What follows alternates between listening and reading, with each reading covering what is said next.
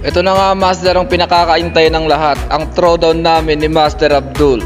Siya na nga master ang pinauna ko. Pero bago ang lahat master, simula muna tayo sa start. Bago nga kami master pumunta ng Olabs, sinundo ko muna yung tropa kong roastery dito. At ito nga master ang magiging judge namin, di joke lang.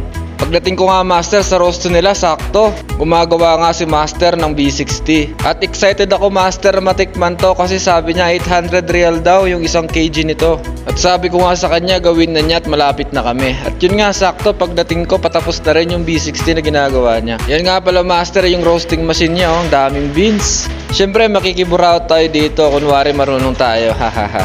Bula-bulayin natin si master kasi nga mamahalin yung beans na papatikim nito sa akin. At yun na nga, inintay ko na lang siya sa labas at tapos na nga siya at binigay niya na sa akin master yung special V60 na to. At nung natikman ko nga to master, sobrang sarap niya at na-refresh yung utak ko na naman. Kaya naman master, pupunta na tayo kay Master Abdul. Habang papalapit nga kami master sa coffee shop nila, hindi ko alam kung ano yung nararamdaman ko. Excited ako master at masaya ako kasi makakatagpo ako ng mga Pinoy na barista dito sa Abha. At iniisip ko rin master anong mangyayari pag nakita kami face to face. Habang papalapit nga ako master sa coffee shop nila, lalo ako master na-excite kasi first time kong gawin to. Kasi nga master ngayon ko lang ginawa to, yung bumisita sa mga kapwa natin barista. At pagdating ko nga master sa coffee shop nila, andito na nga sila at yun, kinamayan agad ako master ni Master Abdul. Ayan siya master oh. Akala ko master pag nagkita kami nito sasapakin niya ako. Pagkos master ay nasikasi nila ako ng mabuti. Ito mamaya. Alam master, nagkita na nga kami no. Ayan o. Okay naman kami, di ba pre? Ayan o. Di ba? Kahit pa matagal ka sa industriya ng pagbabarista o hindi, kailangan magrespetuhan. Di ba pre? Di ba master? Ayan, peace lang kami dalawa. Understanding lang yun. Okay na kami. Ito yung mga kamaster natin dito kasama ni Abdul. Ayan si Abdul. Si Master, pangalan sir? Master? Jibel. Master! Ayan. Gagawin tayo ni Master ng flat white. Ayan na. Dito nga master sa puntong to, tinanong niya ako kung anong gusto kong drink. Sabi ko naman syempre flat white.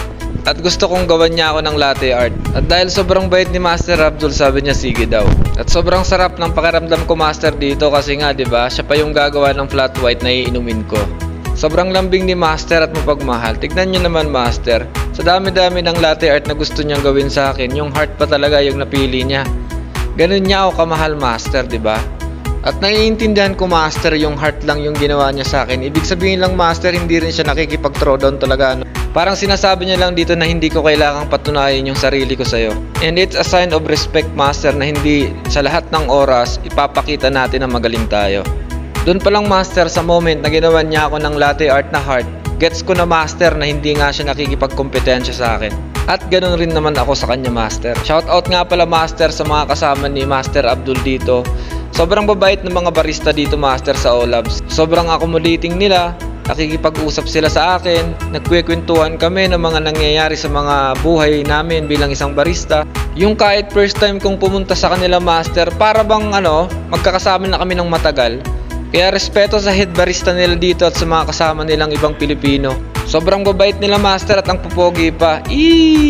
Pero umanga talaga ako master kay Master Abdul kasi sobrang napaka down to earth ng tao na to.